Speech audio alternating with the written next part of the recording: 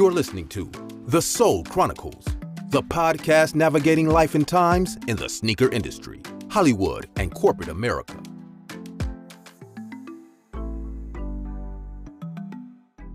So welcome back to another episode of Soul Chronicles. We're excited to talk today about one of the world's probably biggest Nike fans, Eminem. Yay, let's get into all the juicy bits, girl. Okay, so the year, it's probably like 2000, I guess. And literally every time Eminem is photographed, he has on some item of Nike apparel, footwear. He always would have on some like Nike branded hat or something. I was about to say the hat. Yeah. He always had the hat, the swoosh hat. Yeah. And he was just like a huge Nike fan. I mean, I think maybe probably even before he became a celebrity or famous, that's probably just like the product that he wore back in Detroit or something, I'm assuming.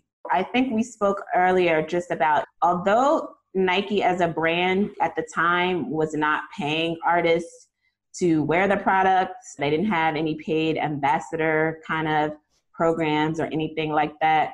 So just the artists that really love the brand, whenever we had an opportunity that they could receive payment, whether it's for a performance or an ad campaign, we always tried to tap into the artists who supported the brand the most when it was relevant. Because artists were starting to want a little bit more, and the reason is because they understood their value, right? And we weren't mad at that at all. We did too, but we didn't have blank checks with a Nike swoosh on that we could just write to everybody. So we had to be creative on how we engaged artists and did something a little more for them. So talk about this Eminem project and what your role was with it, Muhammida. Okay, well, we did a couple things with Eminem. One of them was this shoe design project. And we spoke in a few episodes about how artists wanted to have their own Nike shoe and they wanted to receive profits off the sale of those shoes, like what eventually has happened with like Kanye and Travis Scott. I'm like, how did Travis get a sneaker? But whatever. Okay, back to Eminem. Stay focused. Sorry, Jay-Z. Ever since when I heard Travis Scott, I was like, Jay-Z, I am so sorry you never got your Nike shoe. Lord, Travis Scott got one. Okay. He got his Reebok deal, so he's okay. Not in a corner somewhere crying. He's probably counting his money, so he's fine. So anyway, because we couldn't sort of do the kind of like sneaker deals that people wanted to do, what we were able to come up with was, and I think this was your idea, even though it was so long ago, you probably don't even remember, but we kind of came up with an idea to do a very limited run of artist branded sneaker that the profits would go to charity. So I believe we selected like probably about 6 celebrities from TV, music, and film, and worked with them to design a shoe. They chose the charity of their choice. And I believe it was 500 pairs, 1,000 pairs, probably max, I don't remember. I feel like maybe it was 500 pairs. They worked with our design team to customize the shoe with like their colors and any other interesting details they wanted to add to the shoe. The shoes were produced. They were sold probably at some select retailers. And then again, the profits went to the celebrity's charity of choice.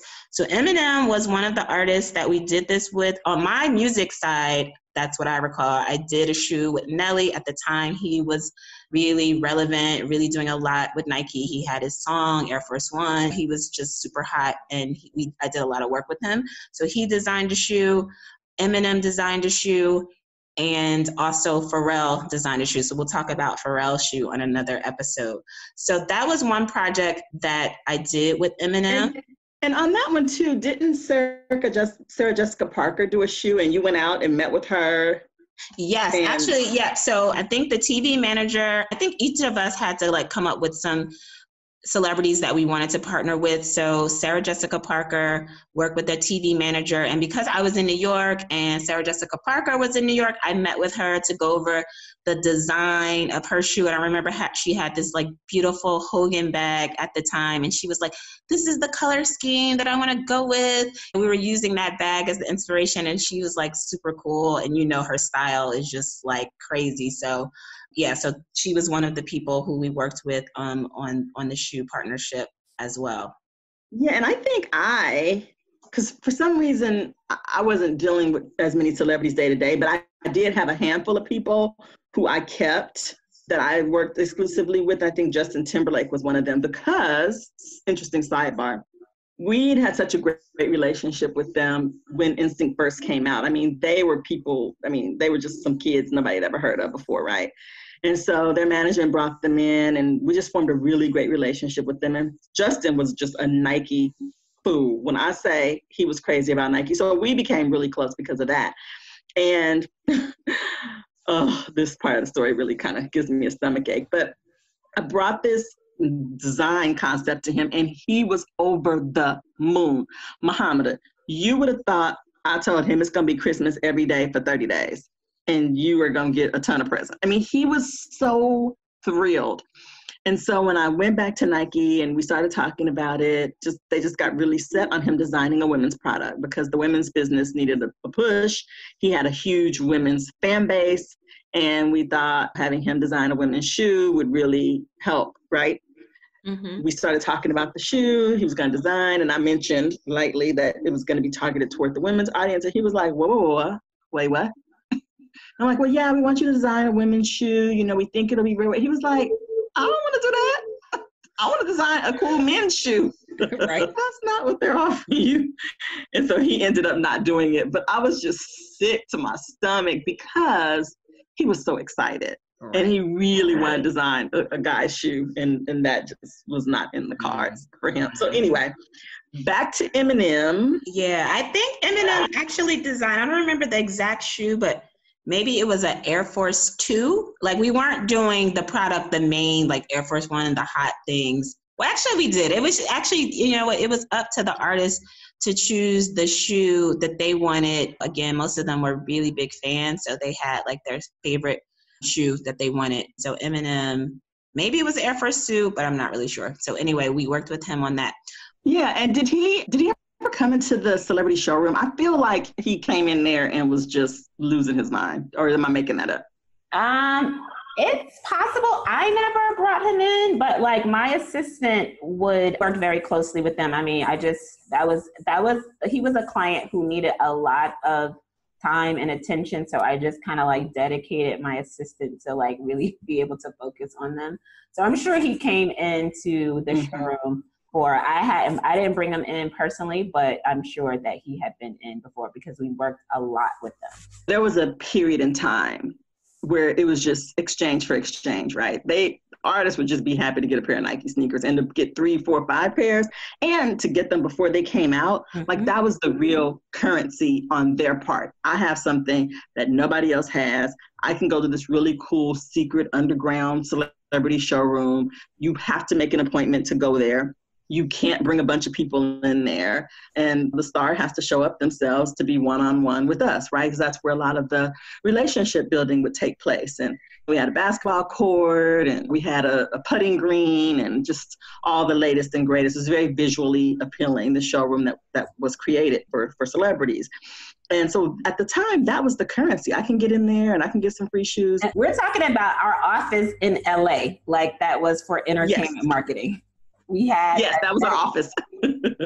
Yes, so we had a dedicated space that was like a showroom for celebrities, film, TV, music celebrities to come and sort of do like their own personal shopping of Nike stuff.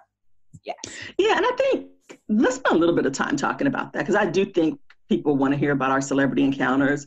But I do think there's a segment of listeners who really want to get into this business, or people who are in the business already and they would just be interested to see like how things worked in and how they've evolved now. So in talking about this celebrity showroom, there was so much that came with that, Muhammida. We ended up having just thousands and thousands and thousands of SKUs of product that we would manage on site. And that's an operational monster, if you will, ordering the product, getting the product in. We oversaw a warehouse full of people and trained those people. And we had to track every single item that went out, and it had a dollar value attached to that item.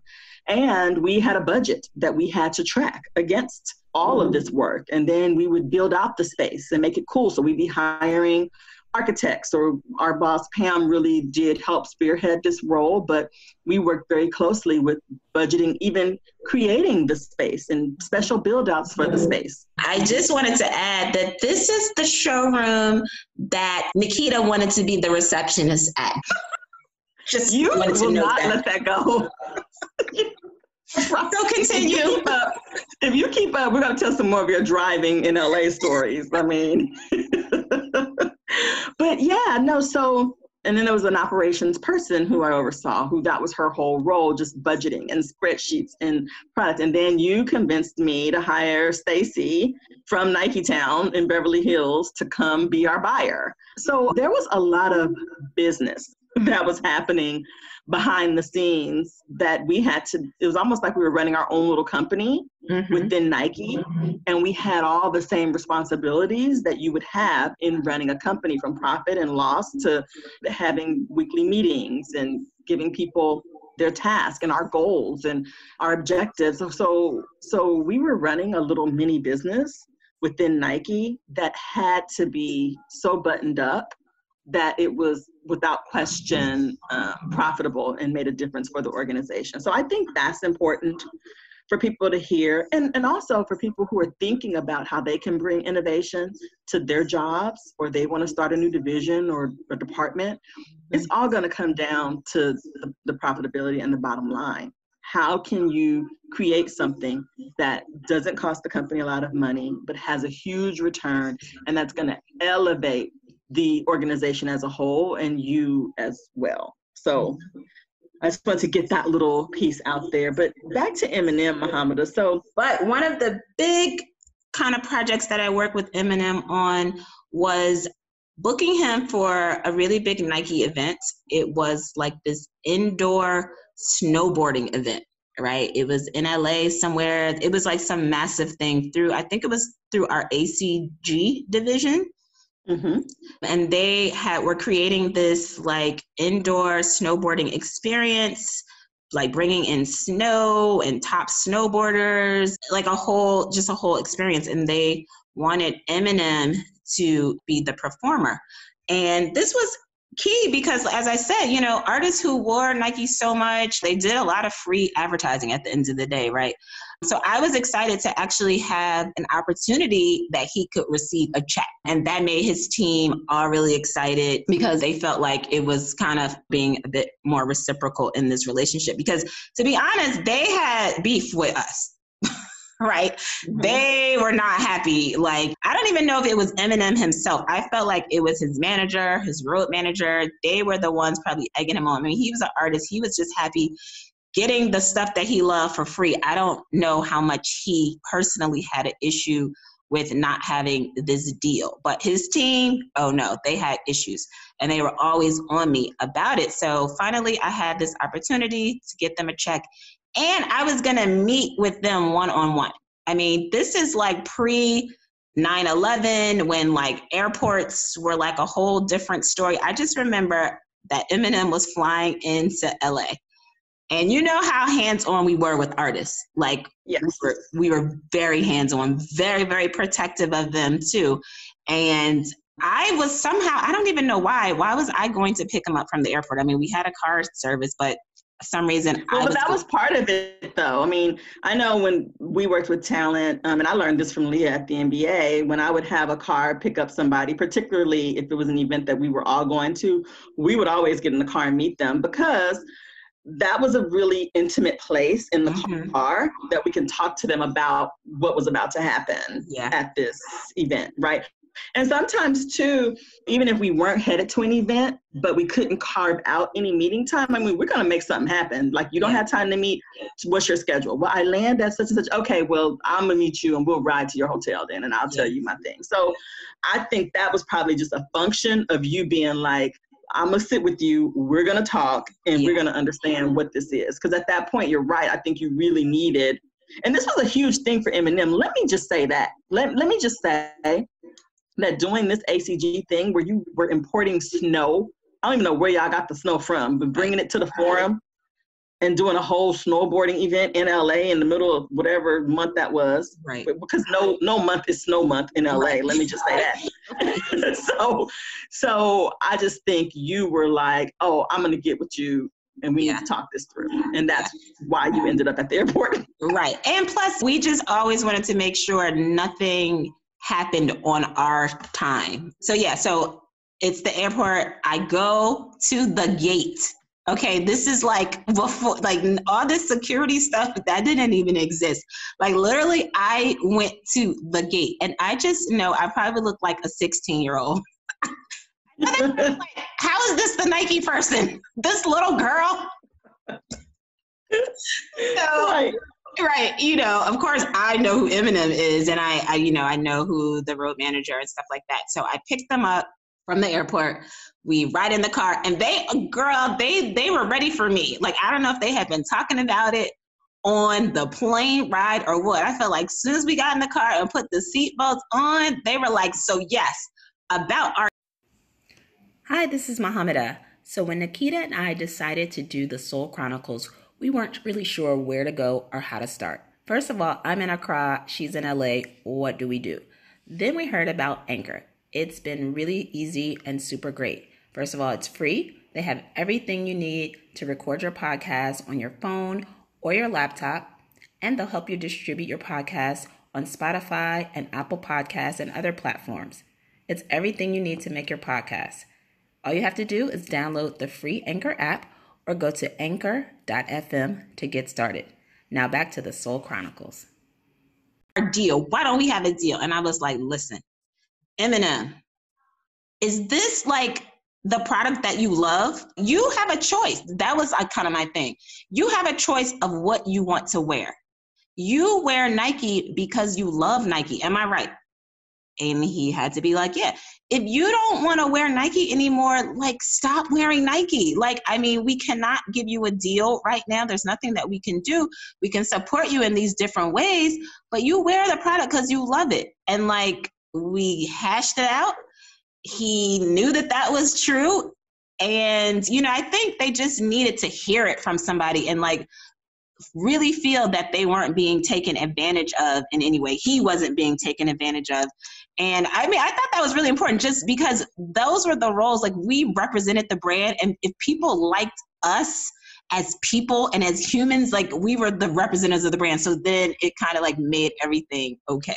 Yeah, great. Yeah. And I mean, I think too, you know, right now there's so much talk about diversity and inclusion and giving people a fair shot and a fair chance. And it sounds like in that dynamic that you're doing somebody a favor, that you're giving somebody something that they didn't deserve or that they haven't earned. And the reality is, no, you're benefiting your brand by bringing people who have a different point of view, a different perspective, and who have, in our case anyway, a unique ability to connect with people and who are brainy and smart enough to create opportunities that work. The reason I'm saying that is because I don't think anybody else could have turned that around. Right. You got big grown men, you one Muhammida in the car by yourself, and you basically handle the situation. And oh, by the way, create something that was just so amazing. And oh, by the way, that he still got a check for. I mean, that ACG snowboarding event, you weren't asking him to do that for free. Right. Let's be clear. Yeah. And I believe we paid a premium. And didn't you have to, this is again, talking about this world being so small and being very careful about how you handle relationships. Didn't you end up having to go back to William Morris, to Kara, to negotiate this Eminem Oh my deal? God, this was like, I'm not going to say like sweet revenge or whatever, but as we said in the first episode, we both worked at William Morris Agency. I previously worked in the booking department at William Morris with Kara Lewis, who happened to be Eminem's booking agent, right? Now, typically the way that booking an artist works is that you go directly to their booking agent, negotiate the details through their agent, and most promoters or whatever don't know the artist themselves. But because of the nature of the relationship of our role, I know the artists, I know their managers. I call Paul Rosenberg and was like, hey, this is what's happening. This is how much money I have. And he's like, cool, it's a done deal. Call Kara so that it's handled. So when I called her, it was from a whole different level. And I know she was like, she thought that, I mean, I'm in her mind, I'm speculating, but that when I left William Morris, like that was it for me. You know what I mean? You know how people at these jobs, at these big companies that we're talking about, that we worked at, you know, people feel like this is the end all be all. Once you leave me, that's it for you. And yes, because they don't realize the big dream that you have for your own life. They're looking at it from the perspective of the dream that they have for their life. And in their life, this is the pinnacle for them. This company is the pinnacle for them. Whereas for us, I mean, I can speak for Nekeda and Muhammida, right? And perhaps a lot of people listening, our desire and our design for our life is so much bigger than any average person could possibly imagine. So yeah, when you leave the NBA or you leave William Morris or ICM or Nike or any of these things, people think that you have absolutely lost your mind. If you're Dave Chappelle and you walk away from $50 million, people think that you need to be committed. And so, yeah, I'm sure on some level, she probably, even if only subconsciously, thought that, oh, well, there goes, you know, another one bites the dust. Yeah. Not knowing. Yeah. Mm-hmm. So that was just really great to be able to call her. And yes, I'm in a position where I'm actually doing business with you now. I'm not like answering your phones all day. So yeah, so we booked Eminem for that, and that was huge. And you know what, from that point on, we had just a really great relationship with him and his team, and just anything that they needed that we could deliver, whether it was tour jackets and tour accessory, whatever it is that Nike could do for him, we kind of like always did that for him. I think that this whole story, I hope, is inspiring for people, particularly when you're thinking about creative ways to bring innovation into your work. I mean, there's always going to be some level of impossibility to your tasks. And I don't know about you, Muhammad, but there were so many times at Nike in particular where I would come up with a concept and sit back and just be like, this feels so impossible. I don't know how this is going to work. And then there would oftentimes just be a lot of roadblocks into getting things accomplished. But we were always able, and that's the one thing I like about our partnership. And you know, for people who maybe haven't heard the first episode and how we got in, maybe they'll go back and listen to it, because I do think that having someone that you can bounce ideas off of, who wants to be successful but also wants you to be successful, and that person doesn't have to work with you in your same company. It could just be someone you're partnering with to help each other go forward. But the beautiful thing is that we were on the same team. And we could always, if we ever got in a room together to solve a problem, trust me, it was going to be handled and it was going to be solved. And so that's why I love this Eminem story, because there's so many things that you overcame to make it happen.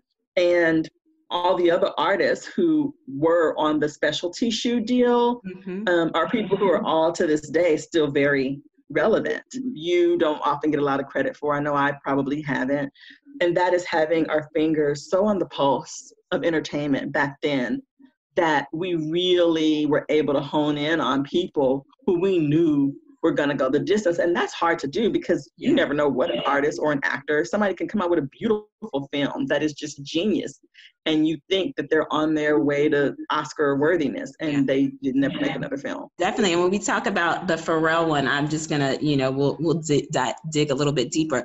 But just to go back to that, having the pulse on what's hot. And as you said, how most people feel about working at these brands. What I want to like really kind of hone in on is that we were hot before we worked at any of those brands, right? You were the hot girl coming from Grambling. Like I was a hot girl from Howard. So like the brand didn't make me, right? That was what, like, that's what was confusing for like people. Like I'm going to be hot wherever I go and whatever company it is, they don't make me, I make them hot. Right. That's my kind of concept. So that's how I go into it. So people will be like, oh my God, how could you leave? I'm like, trust and believe wherever I ends up next, it's going to be, I'm going to be hot there too. Yeah, no. And I think that for a lot of us listening to this podcast, that is our truth, whether you're an accountant, a physician, a teacher. But for a lot of us, we have been born and we have been cultivated to be twice as good, 3 times as good, depending on your generation, as the average person out there. I don't know about you, Muhammida, but my mom, my dad, my aunts and uncles, my older cousins, they always drove this notion into me that I had to be better than other people in order just to have a seat at the table. And so when you are really, from a very young age, told that, and you believe it, and so you're always improving, you're always reading, you're always studying, you're learning, you're the first person to get up, you're the last person to go to bed. And, at a certain point, you're going to have enough tools in your arsenal. And when you're really good at building very important and authentic relationships, you're an unstoppable force. Mm-hmm. And therefore, people really don't know what to do with you. And people really do think that this is the end all be all. And because of a certain level of humility that we bring to the work, people also tend to believe, particularly people who may be in higher authority over you in that particular job, that they're somehow your success is somehow in relation to them. So because they're so happy to be there, it's just like the devil wears Prada, right? Mm-hmm. They could not fathom that this girl did not want to ultimately be the editor-in-chief of this magazine. Right. Like, come on, you see the life I'm living, see what I'm doing. You see the respect I have. I'm using air quotes, you guys, the respect I have in the industry. Of course you want to be me. And this person has so much more substance. They had love in their life. They had friends. They had a whole other part of themselves, and the job wasn't all of it. And because of that, it was very easy to walk away. And I do think that's an important place to spend a little bit of time, because if you do find yourself in a high profile role, which that's pretty much the only types of roles we've had, it does tend to be all encompassing and all consuming for some people. Mm-hmm. And I've noticed people who I have worked with, or maybe I didn't even work directly with them, but I just observed them from afar, and the job was their life. Yeah, and their whole identity was wrapped up into this. And so because it was their life, because they had reached sort of like the pinnacle of their career, because they could now say, oh, I'm such and such with XYZ company and get that reservation at this restaurant, they believed that everybody wanted that life. And to your point, because we'd already been really conditioned to be amazing, no matter where we were, our identity was never wrapped up in any of these roles. I mean, to be honest, I can't talk about you, Muhammada, but for Nekeda, I wouldn't even tell people where I worked most of the time. If somebody was introducing me to somebody, they'd be like, oh, what do you do? I'd be like, marketing. Right, no, we couldn't tell people. Not only could I not tell people, my parents were not allowed to tell people where I worked because of the response that people had when they found out. So yeah, you'd have to grill me for like 15 minutes before I would say the name of the company that I worked at. Yeah. And I think for me, it was a couple things. Number one, I didn't want people asking me for a bunch of stuff. That was number one. Number two is I just got so tired, depending on what type of people I was telling this information to. I know when I worked at the NBA, I would tell somebody, I work at the NBA. They'd be like, oh, you work at Madison Square Garden? No, I work at the NBA. Oh, you work for the Knicks? No. Well, what team do you work for? I work for all the teams. I'm telling you, I work for the league. And so it just was so frustrating more times than not, having to explain people. And then the confused looks on their face. They would just be like, how? And they would, and in some ways they'd still walk away and be like, yeah, no, that's not true. Or I work for Nike. They'd be like, oh, you work at Nike Town? Right. Oh my God. That's what people No, said I do not all the work time. at Nike Town. So yeah, in order to just keep my blood pressure down, I just would be like, I don't work anywhere. I just have jobs somewhere, and I don't want to talk about it. Mm-hmm. I just don't want to talk about it. So now this is sort of like a sweet release because we get to talk about it on our terms, right? Yeah. And it's out there now for people to do with it whatever they will. Yeah. And just kind of associated with Eminem, I worked with Dr. Dre a couple of times, like not even necessarily connected to Eminem, but because they are connected. And Dr. Dre, because we're not going to do another episode on him, so let me just bring this up here. He like really loved this limited edition product, and not even like Air Force Ones or anything, but we did this limited edition kind of like very cool streetwear, these like sweatsuits. I don't know if they were like velour sweatsuits or something. And Dr. Dre just like loved that product. To be honest, I don't even think it was on sale yet. I mean, we just had it and we were just seeding it to different cool people. And I remember this one time I was going to deliver some product to Dr. Dre, maybe at like the studio or the hotel or something like that. And it was always so interesting. And it was interesting even when I picked Eminem up from the airport, and also with Dr. Dre, and I know you're going to understand this, about how like shy artists are. Like so quiet, so shy, like nothing like their like crazy personalities that you see on TV or in the videos. Like I just remember like Dr. Dre was just like so calm, like he didn't even really say that much. He was just so gracious. He loved this product. He was like, how can I get some more? So it's just like really interesting just to see the other side of these personalities and just how comfortable they actually feel with us, because these are very, very intimate settings that we're seeing them. So that says a lot about who we are too, because they have to trust you and they're using their instinct. It's not about what we say. It's just like they're our whole vibe. Like we respect them, but we're not like hype fans either. Yeah, like I think people can tell that we don't fan out. Like I am not a fan type person. There are artists whose music I really respect and I have a deep emotional connection with. But even as a kid, like I wouldn't have people's posters on my walls. I mean, no offense to people who did that, but I just never have been a fanatical type person. You know, I told you, I think I see celebrities and I'm just like, hey, girl, hey, right? You know what? They like that. They like that. Yeah, and I do think that's the reason that we're successful, because we are coming at the work objectively, right? So if I'm thinking about who's hot, I'm not coming from a standpoint of like, who do I like? I'm coming from a standpoint of like, who makes sense for the brand and who is a person that we could create something really special with. So that's very helpful. And I do think one of the secrets to our success is being in some of these intimate places with celebrities. And I can tell you, being in the studio with people is one of my favorite places to be from, you know, and we're not going to make episodes about these people, but I know one of my favorite studio stories is Celine Dion. Wow. I mean, you talk about a beautiful human, and her late husband, Renee Angelil.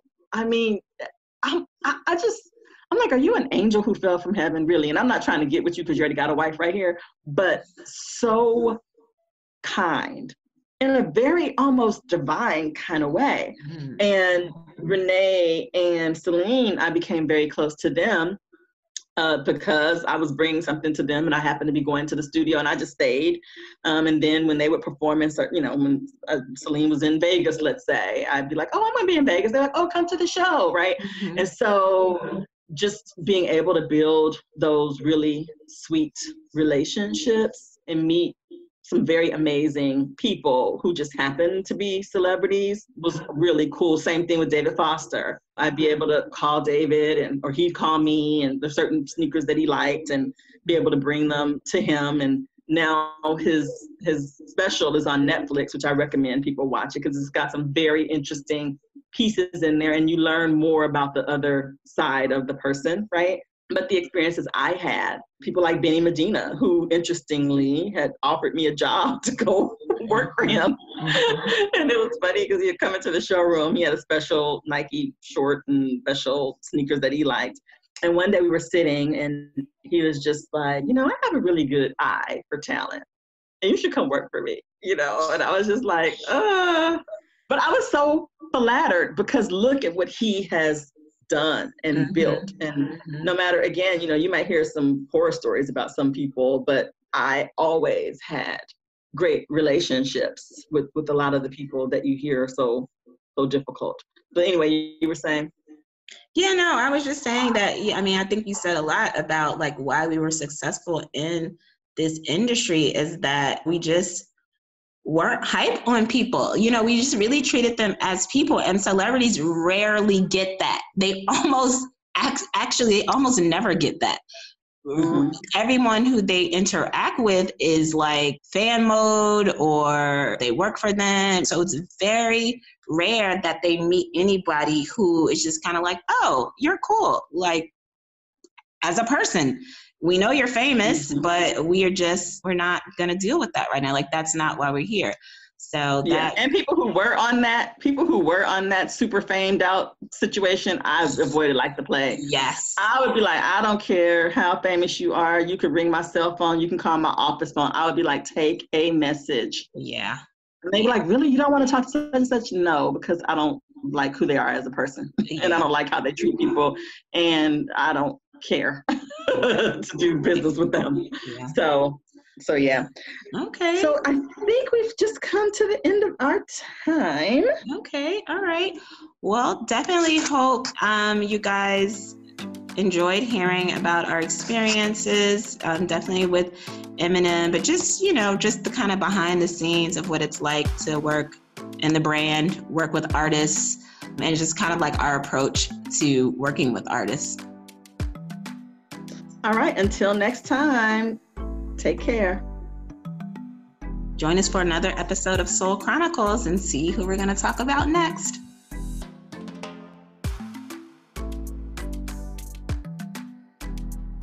Thanks for listening to The Sole Chronicles, the podcast navigating life and times in the sneaker industry, Hollywood, and corporate America. Be sure to join us for another exciting episode.